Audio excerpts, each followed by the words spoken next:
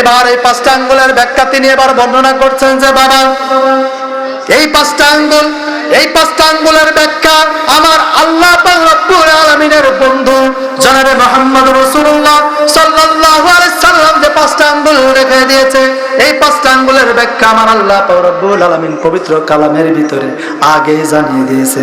সুবহানাল্লাহ, আর জোরে বলেন সুবহানাল্লাহ।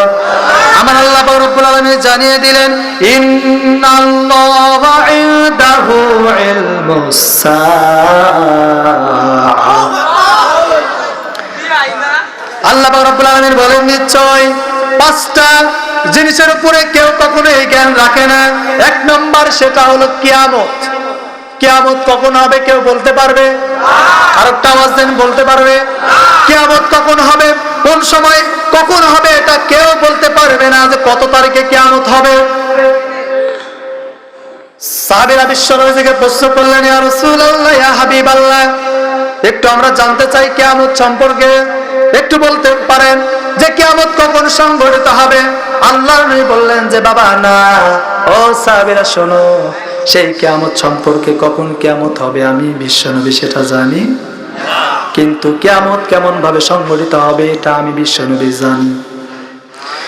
সেই কথা আমার আল্লাহ পাক রব্বুল আলামিন কারিমের ভিতরে জানিয়ে দিয়েছেন ইদাস সামাউ ফাতারাত ওয়া ইদাল কাওয়াকিবু তাসারাত ওয়া ইদাল বিহারু ফুজ্জিরাত ওয়া ইদাল কুবুরু বুসিরাত। আল্লাহু আকবার। আল্লাহ পাক রব্বুল আলামিন বলেন যখন ইসরাফিল আলাইহিস সালাতু ওয়াস সালাম সিংহায় ফুঁক দিবেন ইদাস সামাউ ফাতারাত আসমানগুলো ফেটে ফেটে যাবে, আসমান ফেটে যাবে। ওয়াইদাল কাওয়াকিবু তাসারাত সেই দিন চন্দ্র সূর্য গ্রহ নক্ষত্র সবগুলো মাথার উপরে পড়তে থাকবে। সেদিন তো মনে হয় সুখের দিন, আরো জোরে বলে। এবং শুধু তাই নয় ওয়াইদাল বিহারু ফুজ্জিরাত সেই দিন সাগর সমূহকে উত্তপ্ত করা দেওয়া হবে, উত্তাল করে দেওয়া হবে, উত্তপ্ত হবে। সাহাবীরা প্রশ্ন করলেন ইয়া রাসূলুল্লাহ ইয়া হাবিবাল্লাহ কিয়ামত যখন সংঘটিত হবে, যখন আমরা সকলে মারা যাব তখন কিভাবে আমাদেরকে আবার তোলা হবে, কেমন ভাবে তুলবে? তখন সঙ্গে সঙ্গে আল্লাহর নবী বললেন ও সাহাবীরা শোনো, আবারও সিংহায় ইসরাফিল আলাইহিস সালাতু ওয়াস সালাম ফুঁক দিবেন। আমার আল্লাহ পাক রব্বুল আলামিন জানিয়ে দিয়েছেন ওয়াইদাল কুবুরু বুসিরাত এই ফুৎকার দেওয়ার সঙ্গে সঙ্গে কবর থেকে মানুষগুলো সবাই দাঁড়িয়ে যাবে। আয়েশা সিদ্দিকা প্রশ্ন করলেন ইয়া রাসূলুল্লাহ ইয়া হাবিবাল্লাহ মানুষগুলো কিয়ামতের দিন কবর থেকে কেমন করে দাঁড়িয়ে যাবে? আল্লাহর নবী বিশ্বনবী বললেন আয়েশা রে সেই দিন মানুষগুলো সবাই তাদের পরনে কোনো পোশাক থাকবে না, উলঙ্গ অবস্থায় দাঁড়িয়ে যাবে। আয়েশা আবার জিজ্ঞাসা করলেন ইয়া রাসূলুল্লাহ ইয়া হাবিবাল্লাহ সেই দিন কি আমি আয়েশা কি আমি উলঙ্গ অবস্থায় উঠবো? বলে হ্যাঁ সেই দিন তুমি উলঙ্গ অবস্থায় উঠবে। চোখের পানি দরদর করে পড়তে শুরু করলো। আল্লাহর নবী জিজ্ঞাসা করলেন আয়েশা রে তুমি কাঁদো কেন, তোমার চোখ দিয়ে পানি বের হয় কেন? আয়েশা বললেন ইয়া রাসূলুল্লাহ ইয়া হাবিবাল্লাহ আমি তো বিশ্বনবীর স্ত্রী, সেই দিন কিয়ামতের দিন আমি উলঙ্গ অবস্থায় উঠবো। সেই দিন মানুষগুলো সবাই দেখবে যে আমি বিশ্বনবীর স্ত্রী আয়েশা, আমার কতই না লজ্জা লাগবে। হুজুর গো এই জন্য আমি কাঁদতেছি। আল্লাহ নবী বিশ্বনবী বললেন আয়েশা রে তুমি কাঁদো না, কোনো টেনশন করো না, কারণ সেই দিন মানুষ এমন একটা অবস্থায় থাকবে মানুষগুলো সবাই যার যার মতন সেই আনাফসি আনাফসি বলবে। কেউ কারোর দিকে তাকানোর সাহস পাবে না। মাত্র আধা উপরে থাকবে সূর্য। কয় হাত? একটু আওয়াজ দেন, কয় হাত? এখন দেখেন এই পৃথিবীতে এই সূর্যের তাপ আমরা দেখেছি, আমরা জানি এই সূর্যের তাপ পৃথিবীতে দেওয়া হয় সেটা হলো 35-40 পর্যন্ত। 41 ডিগ্রি সেলসিয়াস তাপমাত্রা যদি হয় তারপরে দেখেন আমরা রাস্তায় দাঁড়িয়ে থাকতে পারি না, ঠিক না বেঠিক? বাইরে থেকে দাঁড়িয়ে থাকতে পারি? একটা লোহাকে গলানোর জন্য 1500 ডিগ্রি সেলসিয়াস তাপমাত্রা প্রয়োজন।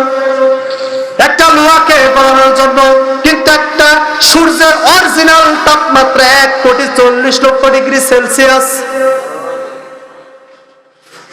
তাহলে 1,40,00,000 তাপমাত্রা আমার মাথার উপরে থাকবে, পায়ের নিচে সব মাটিগুলো তামা হয়ে যাবে, এমন একটা অবস্থা, সেই ভয়াবহ দিন। আচ্ছা বলেন তো, সেই দিন আমাদের জন্য সুখের দিন না বিপদের দিন? সেই দিন কোনো বন্ধু থাকবে না, কোনো ভাই থাকবে না, কোনো বোন থাকবে না। আল্লাহ পাক রব্বুল আলামিন সূরা বাসার ভিতরে বলেছেন, ইয়াউমা ইয়াফিরুল মারউ মিন আখি ওয়া উম্মিহি ওয়া আবি ওয়া সাহিবাতিহি ওয়া বানি। সেই দিন করে ভাই ভাইয়ের পরিচয় দিবে না, মা সন্তানের পরিচয় দিবে না, বাবা শহীদের সন্তানের পরিচয় দিবে না। চলে যাবে স্ত্রীর কাছে, স্ত্রীর কাছে গিয়ে বলবো, বিবি রে, আজকে তোমাকে আমি দুনিয়াতে যখন ছিলাম, আমি তোমাকে রাজি খুশি করার জন্য, তোমার মুখে হাসিটা দেখার জন্য আমি কত অন্যায় করেছি, সুদ খেয়েছি, ঘুষ খেয়েছি, অন্যায় করে রাজধানী করেছি, মানুষকে হত্যা করেছি, শুধু তোমাকে খুশি করার জন্য রে বিবি। কিন্তু আজকে তোমার কারণে আজকে আমার জান্নাতের দরজায় পড়েছে তালা, জাহান্নামের দরজা পড়েছে খোলা। ও বিবি, একটা মাত্র আমাকে রেখে দাও। বিবি সেই দিনকে ডেকে বলবে, আমি আপনাকে চিনি না, আমার কোনো বিয়ে হয় নাই, আমার কোনো দুনিয়াতে আত্মীয় স্বজন ভাই বেড়াদার বন্ধু বান্ধব কেউ আমার দুনিয়াতে ছিল। আরো জোরে বলেন, ছিল। এই হলো কিয়ামত। আরে যখন আমার নিজের, তারপরে আমার পক্ষে নাই, এটাই তো আমার জন্য বড় কিয়ামত, ঠিক না বেটি? সব আমার নিজের, দেখা যাবে আমার ভাই, আমার বোন, আমার আত্মীয় স্বজন, আমার মা, আমার বাবা দাঁড়িয়ে আছে। আল্লাহ পাক বলেন, যাও, আজকে তোমরা সবাই সবার সঙ্গে দেখা করতে পারবে, কারণ তোমার ভাই ছিল, তোমার বোন ছিল, তোমার আত্মীয় স্বজন ছিল, তোমার নেতা ছিল, তোমার পীর ছিল, সব আজকে এখানে দেখতে পাবে। তুমি যাও, তাদের কাছ থেকে একটা মাত্র নেকি নিয়ে আসো। যদি একটা নেকি আনতে পারো রে বান্দা, আমি আল্লাহ পাক রব্বুল আলামিন তোমাদের জীবনের পিছনের গুনাহ মাফ করে আমি আল্লাহ জান্নাত দিয়ে দিব। কিন্তু কেউ আনতে পারবে? আরো জোরে বলেন, পারবে? কেউ সেই দিন একটা নেকিও আনতে পারবে না। এই জন্য কিয়ামত সম্পর্কে আল্লাহ পাক রব্বুল আলামিন বলেন, হে নবী, আপনি জানিয়ে দিন, এই কিয়ামত সম্পর্কে কেউ বলতে পারবে? আরো জোরে বলেন, বলতে পারবে? যদি আমি ব্যাখ্যা আরো করতে চাই, সময় আমি পাবো না, এই জন্য অতি দ্রুত আমি শেষ করছি, যেহেতু সময় আমার কম। তাহলে 1 নম্বর কিয়ামত, একটা আওয়াজ দেন, কিয়ামত কখন হবে এটা কেউ জানে? জোরে বলেন, জানে? 2 নম্বর হলো আমার আল্লাহ পাক রব্বুল আলামিন জানিয়ে দিলেন, ইউনাজ্জিলু মিনাল গায়স।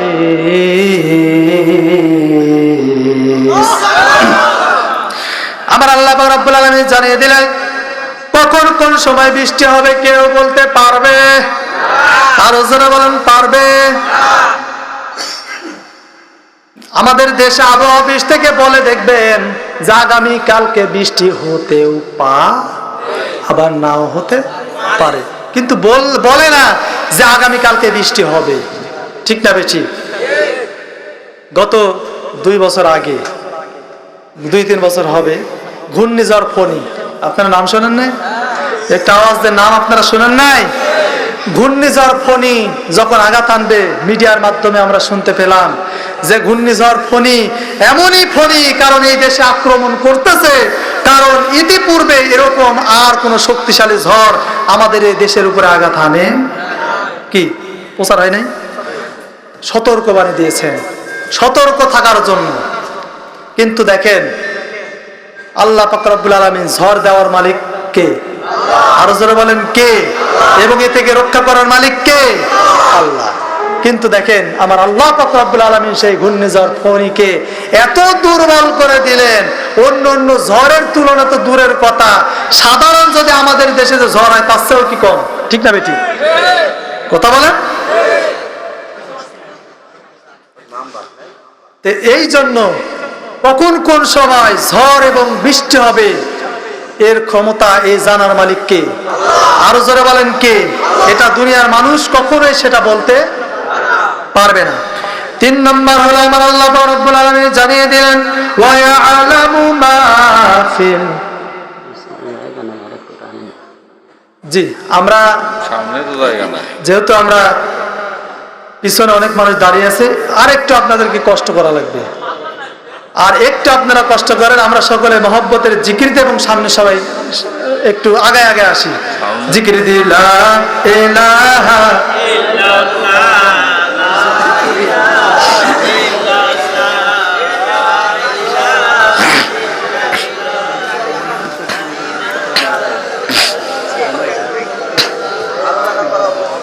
লা ইলাহা ইল্লাল্লাহ, লা ইলাহা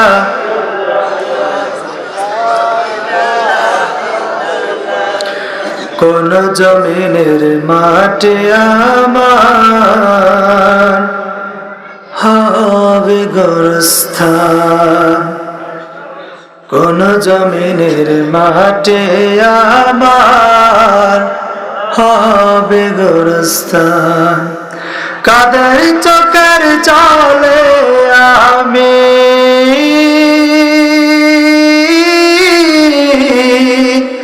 কাদের চোখের জলে আমি পাব পরিত্রাণ,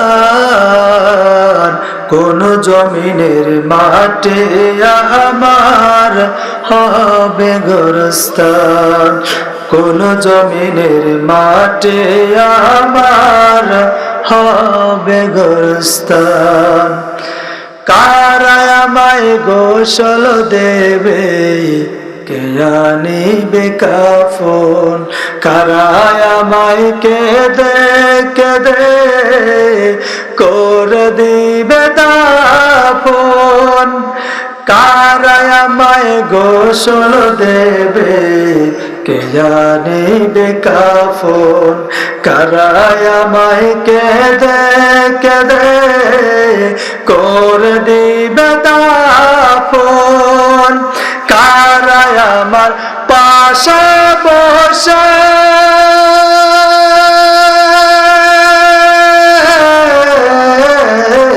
কারা আমার পাশে বসে শোনাবে কোরআন, কোন জমিনের মাটি আমার হবে গোরস্থান, কোন জমিনের মাটি আমার হবে গোরস্থান। কার কাঁধে চড়ে আমি কবর দেশে যাব, জানি না কার মোনাজাতে খোদার রহম পাব, কার কাঁধে চড়ে আমি কবর দেশে যাব, জানি না কার মোনাজাতে খোদার রহম পাব, কার কারণে করবেন ক্ষমা,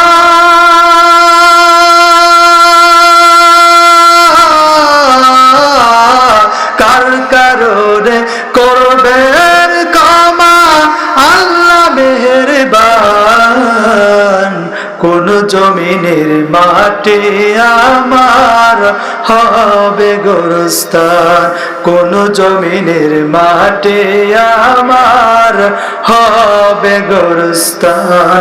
কাদের চোখের জলে আমি কাদের চোখের জলে আমি পাব পরিত্রাণ,